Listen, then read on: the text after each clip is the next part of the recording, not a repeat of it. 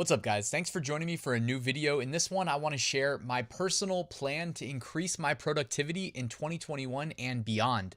I pride myself as being a pretty productive person, and I think there's a strong tie between how productive we are and how efficient we are. Like, I don't want to be the most productive person because I spent the most time working. I want to spend the least amount of time working, ideally, work as smart as possible, and be very productive in as little time as possible, because I don't think life is about sitting at a computer all day or doing whatever it is you do all day just to generate income. I know that there's a lot more to life, and I think that generating income and having money is just a vehicle to free yourself to do what it is you actually want to do when you want to do it. So I've broken my plan down into 3 major parts, and at the end, I've got a challenge that I want to extend to you. So if you're ready, let's get started.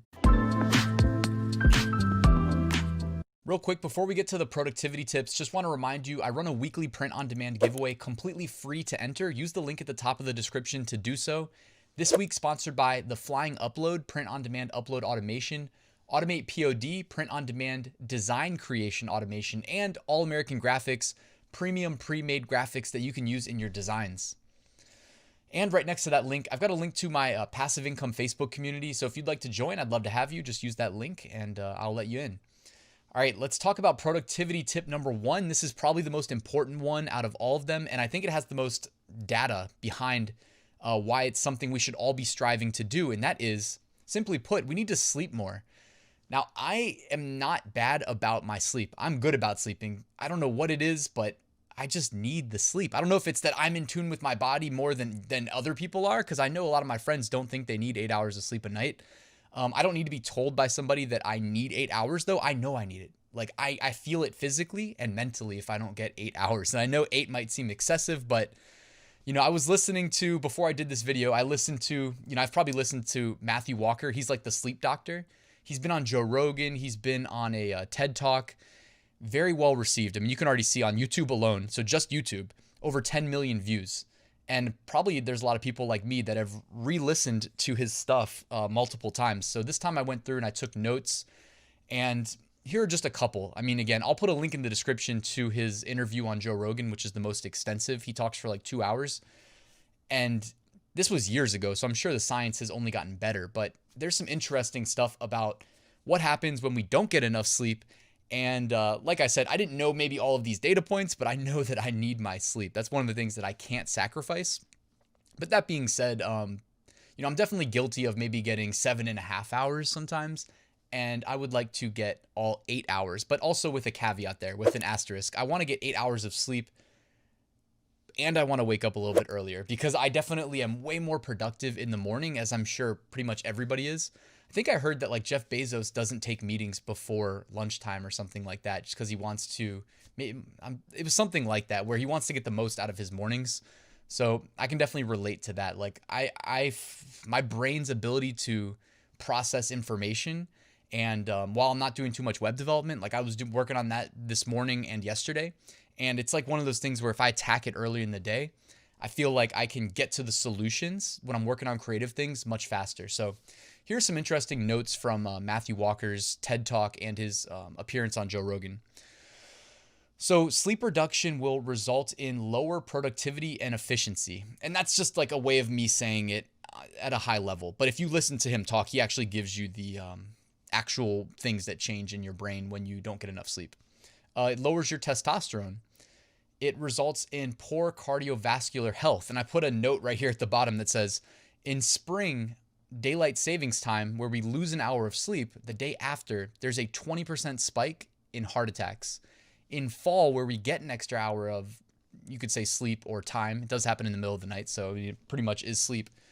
In the fall, when we get the extra hour, there's a 21% reduction in heart attacks. So, I mean, it kind of speaks for itself there as far as cardiovascular health goes. And he cites a bunch of studies like that too. He was citing studies where a school started their day an extra like hour and 15 minutes later in the day, and there was a 70% reduction in car accidents, and there was a on average like a couple 100 points higher SAT scores if the students had gotten extra sleep. I don't think that was related to like the school start time, but they tested groups of students, and the ones that got an extra hour of sleep or a couple hours of sleep had like 100-point higher SAT scores on average. So What else? Immune system. Your immune system suffers. So now we have the health crisis.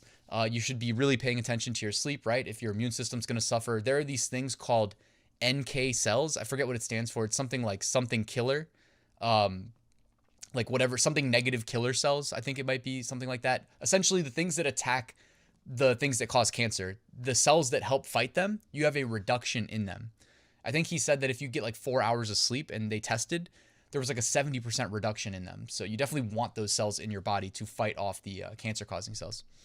He cited increased food consumption. If I remember the stat correctly, it was something like if you get, I don't remember if it was like 4 to 6 hours of sleep, but it was something like, yeah, I think it was like 6 hours of sleep. If you get 6 hours of sleep, you eat on average an additional 200 to 300 calories a day. And over the span of a year, it ended up summing up to like 70,000 calories. And it tends to be lower quality food, or at least like higher carbohydrates, which is then going to turn into, most likely stick with you and turn into fat. And he said 20 hours of being awake is equivalent to being drunk. So if you stay awake for 20 hours, you're basically drunk, you know, and it manifests physically as well as mentally. So essentially what we're saying is we need to get more sleep. And of course, there's some tips on the other end of it. You want to aim for minimum 8 hours of sleep. He said, okay, 7 minimum, but 8 hours of sleep is really the gold standard. Normalize your sleep schedule. Turn off the lights earlier. So that's something that I'm good about.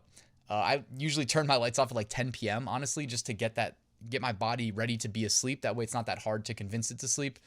You know, and I also exercise a lot, and I work myself a lot mentally when I'm working all day. So for me, falling asleep is pretty easy. Plus, like, I get excited about waking up the next day and, you know, getting started. So for me, I don't know, I'm pretty fortunate in that regard that, like, it's easy for me to fall asleep and it's easy for me to wake up just because I'm often looking forward to the next day. And keep the temperature cool. So he said that a cooler temperature at night when you're going to fall asleep tends to help you sleep better.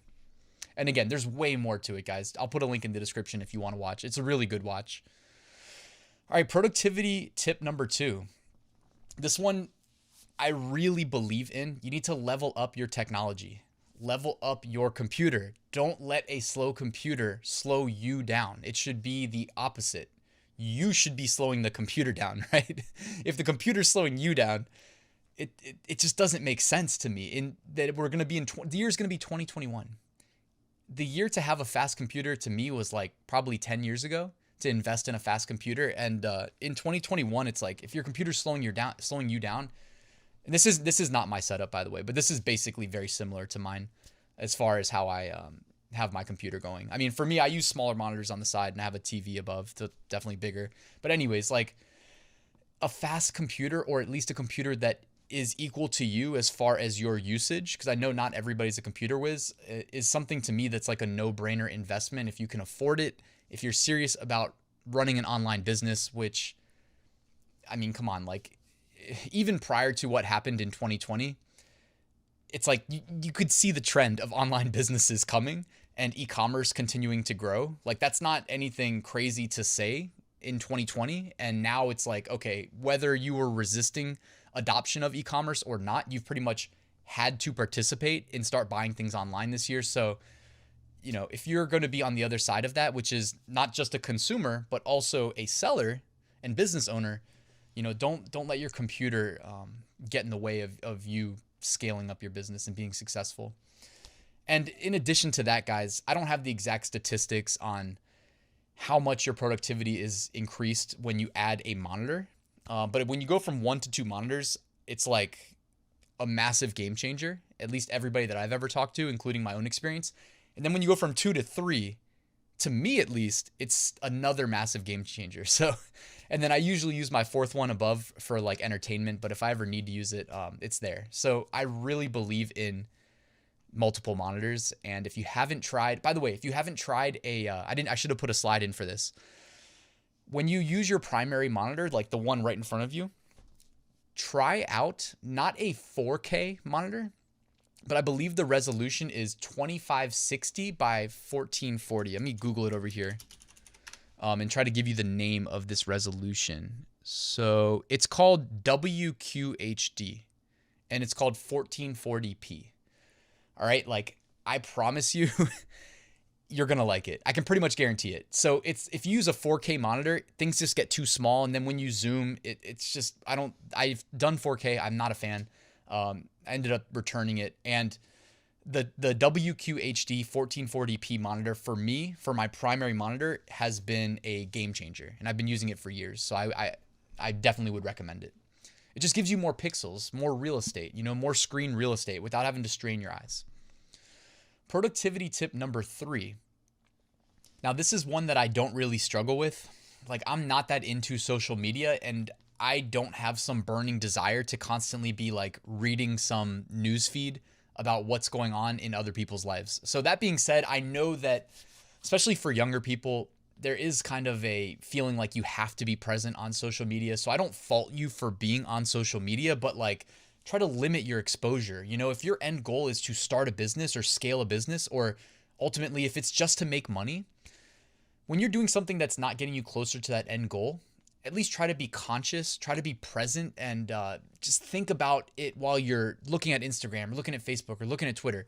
Think like, am I getting any closer to what's really important to me while I do this? And if not, cut back your usage. You know what I mean? It's not that these are all bad. You can learn a lot of interesting things on these social media networks, but to me, I'm saying cut back your usage and try to use your time on things where you can make quantifiable progress. So if you're trying to start a business, what's standing between you and where you want to be, and then chip away at that goal and get some time back by using social media less. Also, just wanted to throw out a quick recommendation. I do use this software called Pushbullet. I think it costs like $40 a year. And there's no affiliate program or anything like that. But like, this software to me is invaluable because it lets me manage my phone from my computer. So I never have to actually be on my phone using my thumbs, because I'm way quicker with a mouse and a keyboard than I am with my thumbs. So Pushbullet is extremely useful for me because it also lets me like keep my finger on the pulse of what's going on. Like if I want to follow sports, I put on the Bleacher Report app on my phone and I see some notifications, or if I want to follow news and news apps, I can do that with no issues, but I don't have to actually look at my phone. So I really like Pushbullet for that.